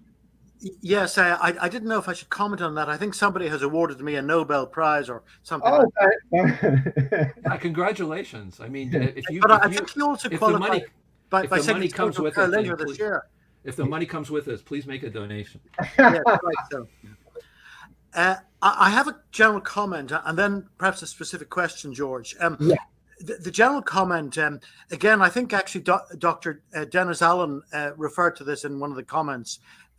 That I've worked out a mechanism which basically is the same as a tired light mechanism, but it involves modeling the ether as a transmission line with infinitesimal capacitive, inductive, and resistive elements, and so on. And if you solve the differential equations and actually look at Maxwell's formulation, with a non-zero conductivity of the ether, you actually get a law, relating redshift to distance. It's a non-linear law, but it can, in certain small areas, be linearized, and hence you can get the sort of so-called Hubble law. Right. So that's just one thing, and I'm consistent with those ideas. But my question was this. Sometimes it's been posed to me. It's in regard to Holton Arp's showing perhaps that objects which were at different distances from us could evince the same redshift. Well, if that is so, isn't that a bit fatal for other theories of diminution of frequency with distance, such as the tired light, not only the Big Bang? you're saying that would that refute the tired light? Well, well, I think one of the aspects may be that he's only done it for certain areas, certain discrete elements. But, you know, if you make a statement that, oh, look, here's an image of Holton Arp's analysis, and he's showing this galaxy with this thing connected to it and so on, extraneous element, and they're both the same distance from us, according to various calculations, but they show different redshifts. Therefore, that disqualifies the common Hubble law and the Big Bang. But if you make that sort of argument, it could also be put back to you that it also negates the principle that there is a diminution of frequency with distance from us, such as with via the tired light system. Yeah, I understand. Yeah, it could. Yeah. So how would you answer that? Would you say that Holton Arp's analyses are just specific elements which show that it's not generally true, and you have to look? It could be that. It could be just specific, and on the other hand, it might refute the tired light. It could be either. Okay. Yeah. Well, that's the reason we talked about both is because I don't know which one's right. I just gave like many possible explanations. I don't know which one is right. So you know what? One of the things that has always bothered me, and I was totally shocked. I mean, I've had things that shocked me in a good way, and things that shocked me in a bad. This one shocked me in a bad way. When I read for the first time as a critical thinker that distance was in astronomy was gotten by colors. Right. I mean, it was just, you know, I'm thinking to myself, our ability to really know distances. I mean, we have to start there. I mean, we have to understand. We don't have like something we point a laser at it and say, this has got this distance. We are relying on a lot of basically rules of thumb, more or less. Isn't that correct? Yeah. And if it's the case that we're using rules of thumb to get distances in the galaxy in the first place, then what are we, you know, how can we stand, you know, and start really talking about, you know, the minutia of things when we are still using these kinds of rules of thumb, and we go on for, you know, I mean, we see things in Wikipedia. I know you've seen that, George, where the age of the universe has now gone from 13.877 to 13.7993. Oh, keep fluctuating it. I mean, it's absurd. I mean, you know what I'd like to mention right there, with this new space telescope, the James Webb Space Telescope, they're hoping to see the moment back in time to where the universe began. You know what they're going to find? Fully formed galaxies. Way at the, and then you know what they're going to do? How they're going to save the Big Bang Theory? They're going to say, oh, well, this doesn't discount or discredit the Big Bang Theory. It's just we now realize the Big Bang occurred 25 million years ago. Right.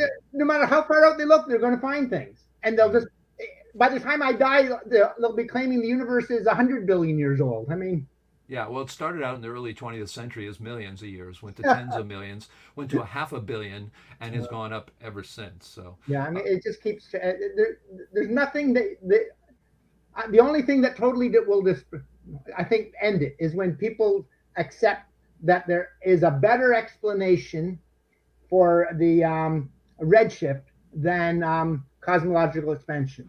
Well, one of the problems with and that's the end. Then they don't need it. I mean, one of the problems is somebody in the chat said, "Oh, the ultraviolet catastrophe. Oh, that was solved 100 years ago." Yeah, it was solved with an ad hoc. The person who said it, I'm going to use integers here. I have zero explanation for it, but it describes its empirical equations.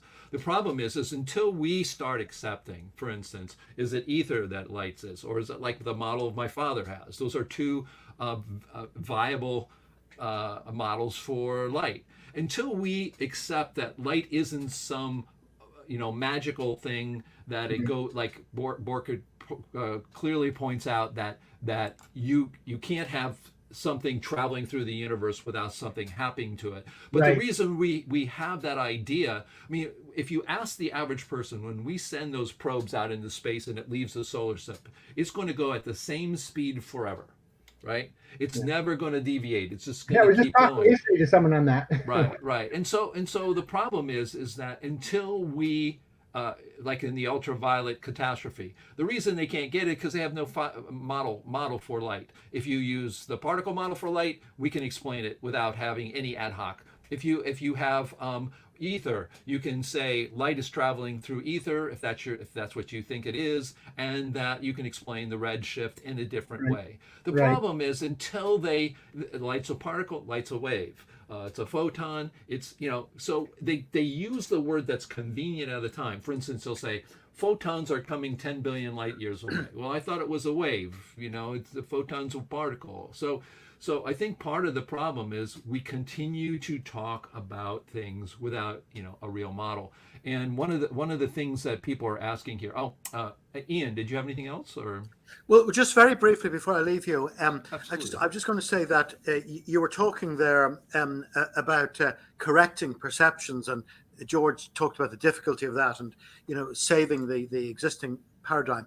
But the irony is that both in common parlance, the man in the street, and also in academia, they say that the Hubble. I talked about the so-called Hubble's law a moment ago. They talk about the Hubble's law.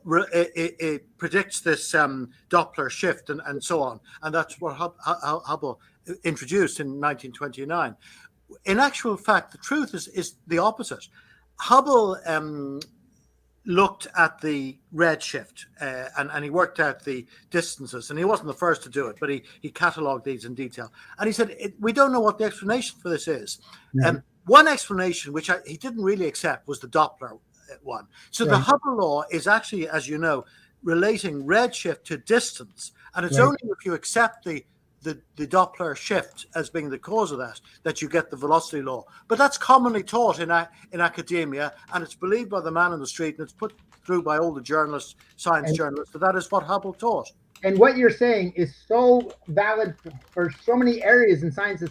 You have data, and then you interpret it according to your own assumptions. That often happens, and then the result is, oh, look, it supports what I'm saying. Yeah, I was talking to someone yesterday, one of my students that I'm working with, and I was saying, like in fields such as psychology or anything, you can do experiments, and then at the end of it, each school of model in psychology says it supports our theory. The same results. It's based on what your model is, and then how you interpret that data, and you can say the data conforms to your theory based on your assumptions and how you're interpreting it. And it applies everywhere. Physics, it's. Well, yeah, but one of the biggest problems too is that you end up what you really have are systems. You don't have models. When the way again, it's language. To me, a model is a physical thing. This is a model. Right. Okay? A model isn't an equation. It's not like a non-fungible token. Right. I mean, it's you got to be able to pick it up. A model is something real, and the problem is we have systems. We have mathematical systems. Even our math screwed up. I mean, we have negative. There's no negative in the universe anywhere. So the problem is we have a mathematical system that doesn't fit. Mathematics is a superset of the physical world. And I have friends of mine saying that tensor equations for general relativity are physical. It's like, what? I mean, what we have is science poetry. People talk about it, and then when you ask them, what is charge? Oh, it's a positive and negative. You talk about people in science talk about negative energy, negative mass, dark matter. The opposite of matter, the opposite of energy. I don't know what they're talking about with some of these phrases. Yeah. Negative. What's negative energy? Negative matter. One of the questions we're getting here is about. I'm sorry, Ian. Did you have anything else? Thank you, George and David. Yeah, thank you. We'll soldier on with these deliberations. Thank you very much. I enjoyed their last talk in July too. Glad you called again. But one of the things people are saying, well, wait a minute, mainstream explains the expanding universe with dark energy, dark matter, and a couple of things there, right? I mean, I have my own comment, but ideas. But go ahead, make a comment on that. Meaning, what do you why are we looking at something else when we have perfectly explanations for? Well, that's debatable, but let's say they say that you have the Big Bang, expanding universe, dark energy, and dark matter. One thing I'd bring up, I just saw a quote the other day from the physicist Feynman, Richard Feynman, and he was saying in the quote, we should constantly be working at falsifying our theories, because he says that's the way science progresses. But the problem today is so many people are their careers and everything are based on Big Bang theory. Their training and they've written books on it, and they don't want it to be disproven, because then they'll think, well, what have I spent the last 30, 40 years of my life on? But so I don't think it's good to be emotionally attached to any particular theory. You can't. And so if there's data that comes out, and as I highlighted in my book, Notfinity Process, 66 problems with the Big Bang, including, and then I say there's alternative theories, alternative models that don't have these contradictions and problems, then why can't we consider these? But you don't get any funding apparently for studies that are going to show alternative models. The only funding goes to Big Bang models. If you want to you try getting a PhD on the infinite universe, on Borchart's infinite universe model, and you won't get an advisor. No, they won't let you. It won't let you. No, you want to get into your PhD candidature, you've got to have someone that's doing something. You're doing something within the box, within the confines of accepted theory. How does science progress, though, if no one's allowed to question things anymore? Yeah, I mean, there was a T-shirt I saw that says, "I'd rather have questions that are unanswerable than not be able to answer questions." The interesting thing is the one person, and I know you disagree with Einstein's relativity, and I show a lot of problems with it too.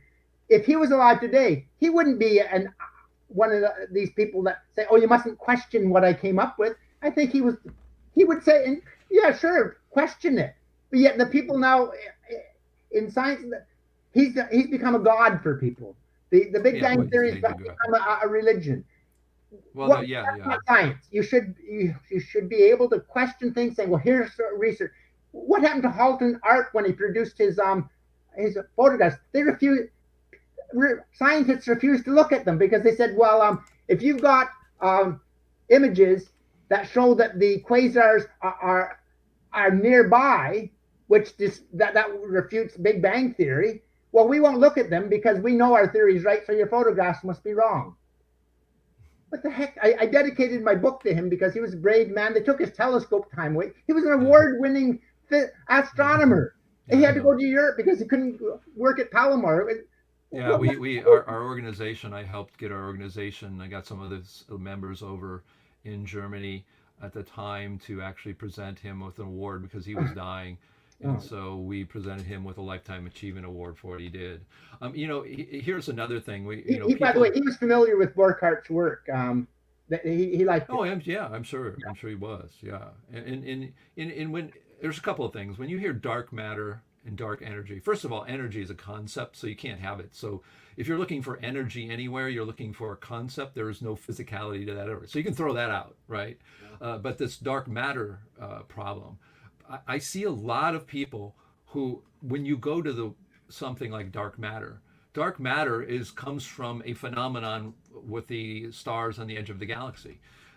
We've had two people in our organization show that Newton's laws, gravitational laws, work fine because they treat everything as a sphere. And I've said this over and over and over. But what people do in the dissonant world is they have their theory. They say they want the mainstream to grasp it and accept it. So they go and try to say, I know everybody's looking for dark matter, so it's ether, or dark matter is electric, or dark matter is this. To me, anytime you have any theory, I don't care if you really believe dark matter exists. Dark matter, dark energy exists because it's ad hoc. That's a fact. That's why they named it dark. It's basically that, I see this over and over and over again. It's you follow the money. You know, these colliders like Hadron, $10 billion or something like that. There's 30,000 of these. Huge amount of investment. And one of the things they're trying to do is create the conditions that were similar to the Big Bang, so they can create dark matter. Where the world is spending literally trillions of dollars. The 10 billion just on the Hadron Collider. I read there's 30,000 colliders. And one of the things, they're doing all kinds of experiments with particles. One of the things they're trying to do is, well, let's create dark matter because it's predicted by the Big Bang Theory. I heard a question. I heard that Glenn Burkhardt might be, has he called in? Is he no, he's been here. He's been making comments. So. No, but is he waiting to ask a question or anything? No. I mean, he's been making comments, and I have been putting on the screen while you've been talking. Okay. I mean, here's a person that I agree with completely. Dark matter, etc., is a band-aid for bad theory. Absolutely.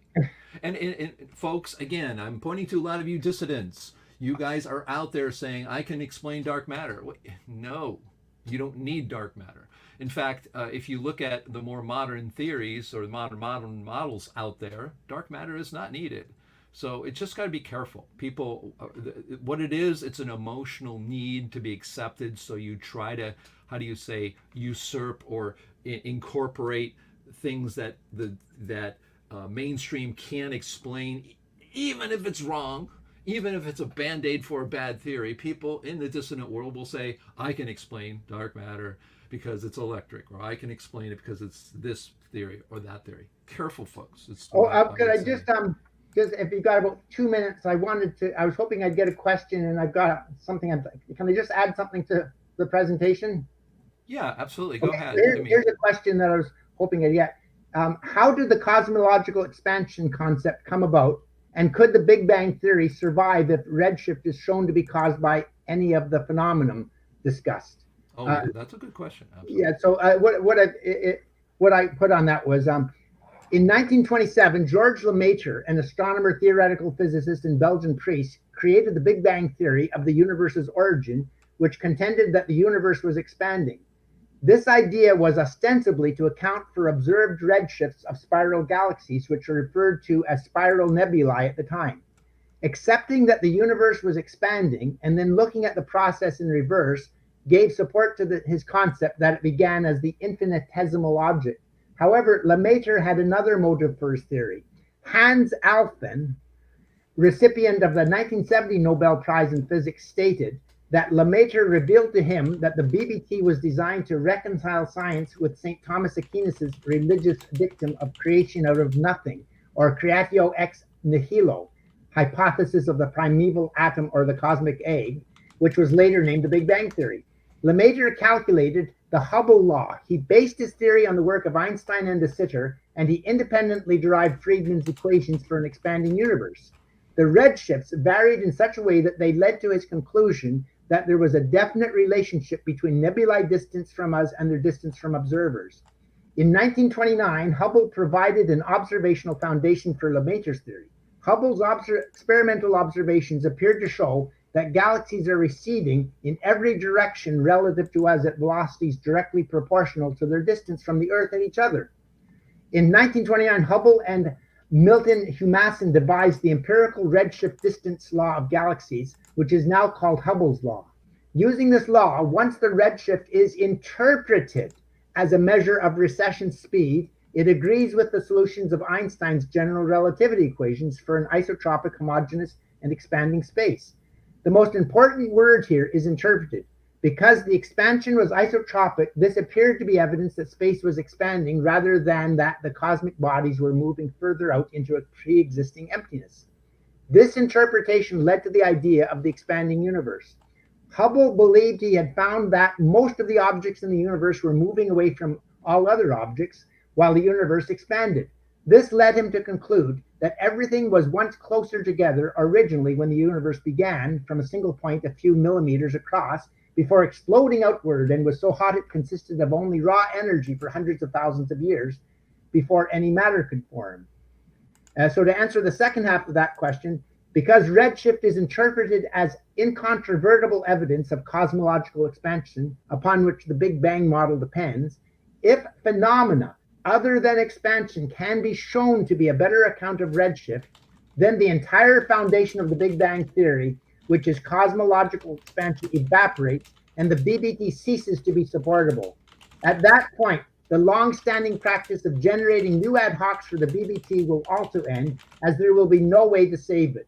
The only alternative model will be one that does not propose a beginning, such as the infinite universe model as described in Glenn Borchart's 2017 book, Infinite Universe Theory, and in my own book, Notfinity Process, Matter in Motion. So that's, I was hoping I'd get a chance to, there. Oh, no. If you have any other questions you actually want to answer, that's absolutely too. I had a question on that, so I had something ready to go. No problem. I've been seeing great comments coming through at the bottom of the page here. It's good to see that.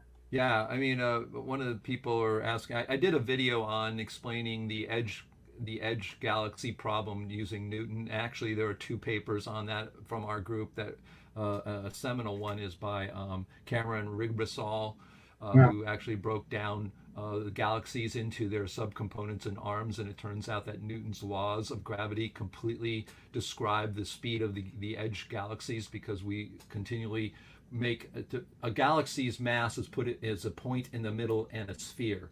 A galaxy's mass is not spherical.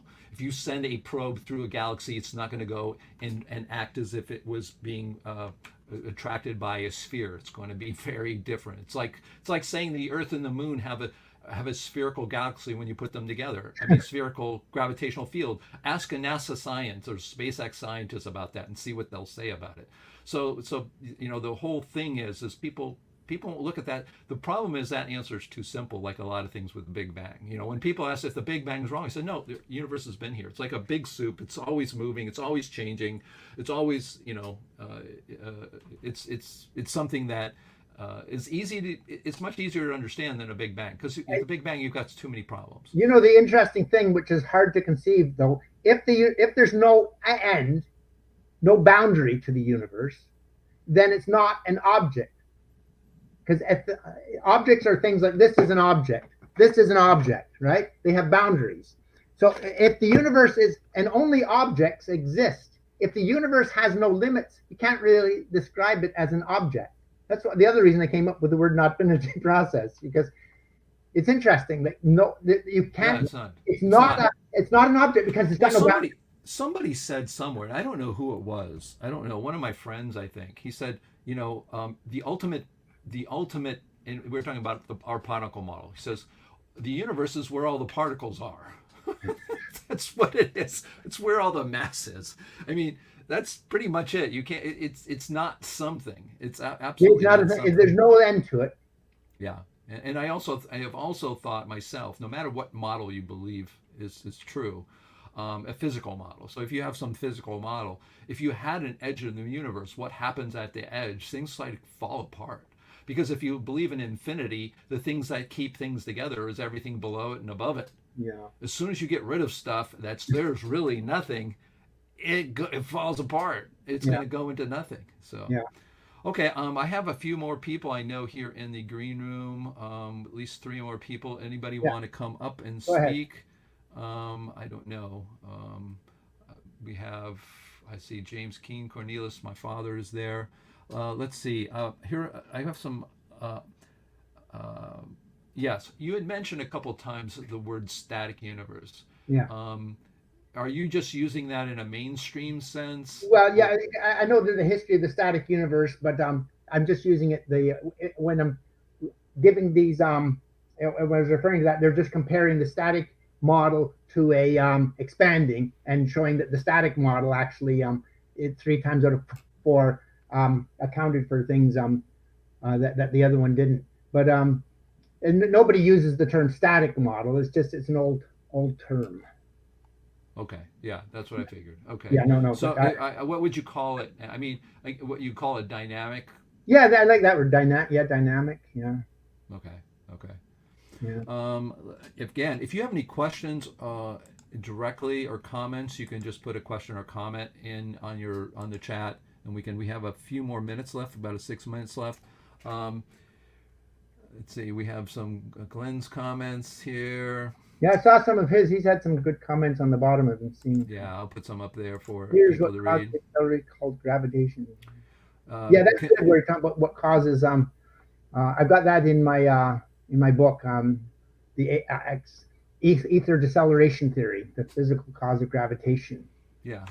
There's probably about 5 modern models for it. Some show that, I think 2 models that I know of show that gravitation is at the atomic level.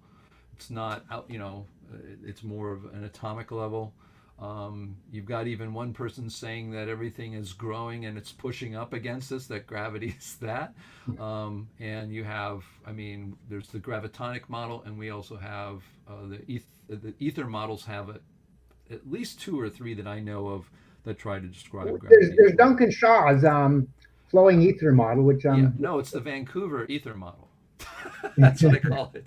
The reason I call it the Vancouver ether model is because he was inspired by the fog or the I see all the come clouds in and come out. No, that's what he said. So I call it the Vancouver model. So I get credit for naming his model. So. Yeah. There's a person making a comment: continuous creation. The universe is being created and destroyed in each sentence. Each instant. Well, it's not the universe, but things in the universe are being created, and it's not really being created and destroyed. It's being blown apart and put together. I guess that's another thing is people.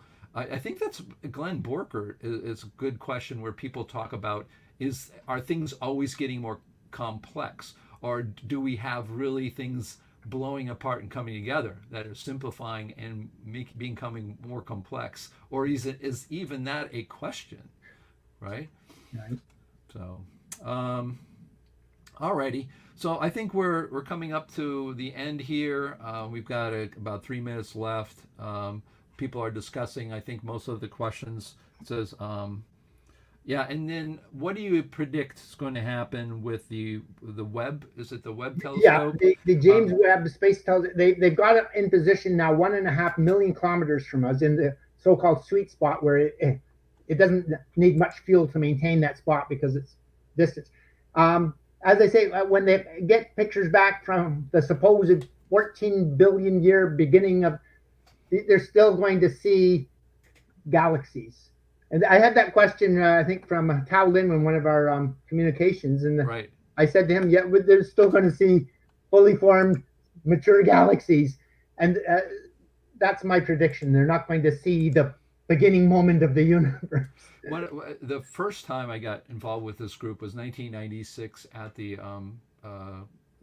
was the 3rd annual conference of the NPA, which was now this former organization. NPA, And it was held at Flagstaff, Arizona, which was great because they have an observatory, Lowell Observatory there. So I went there, and it was only a few years after what they called the first deep space photo, where they showed a photo. It was in the was in an auditorium they had at the Laurel Observatory. And I was standing there by myself, and I saw one picture, which was the night sky with a powerful telescope on Earth, which was a completely black void. And then they had the Hubble, which was about the time the Hubble was going up there. There's the ultra deep field. There it is. And that was on the wall at the time, which was only a year or 2 after I think it happened, not too long after that.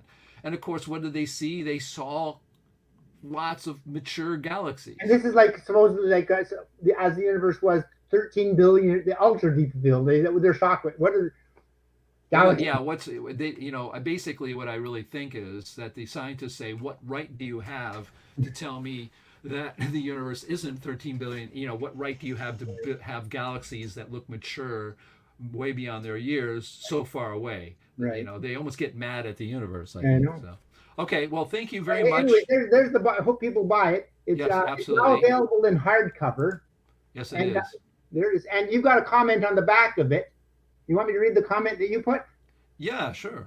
From David, George is one of the 2 greatest living philosophers. I don't know about that, of our generation. And what Borchardt is to infinity, Coyne is to notfinity.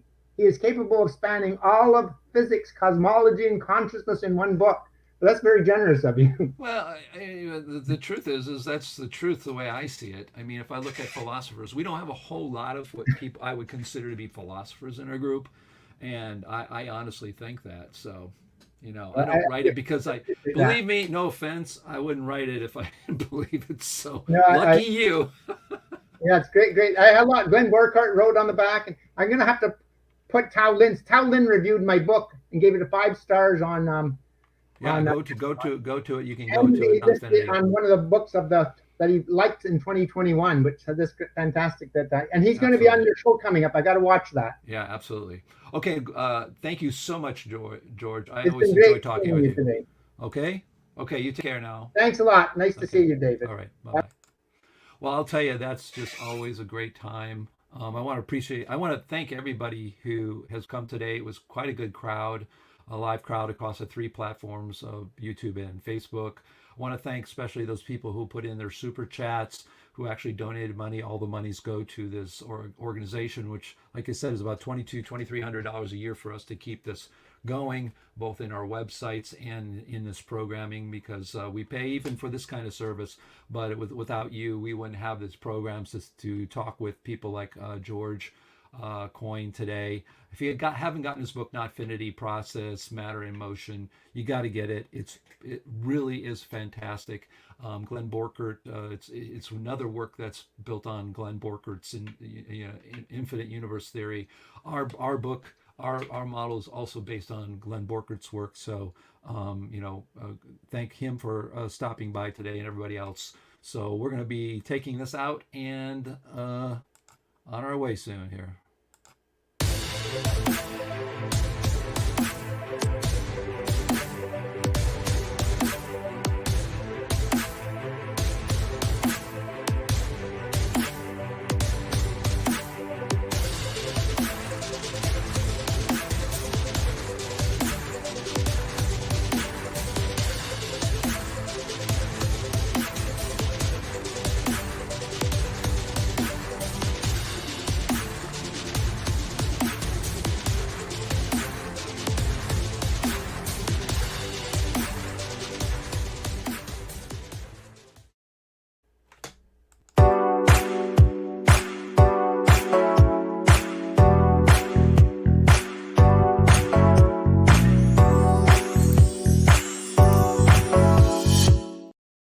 And remember, stay critical, stay thinking. I'm Dave de Hilster, your science therapist, trying to get you to the promised land to become a critical thinker and not be married to even your own theory. I mean, as my dad says, hey, we're lucky to cobble together a few ideas and be just less wrong than the people before us. That's the truth. Don't fall in love with anything. Always stay critical. Ciao for now.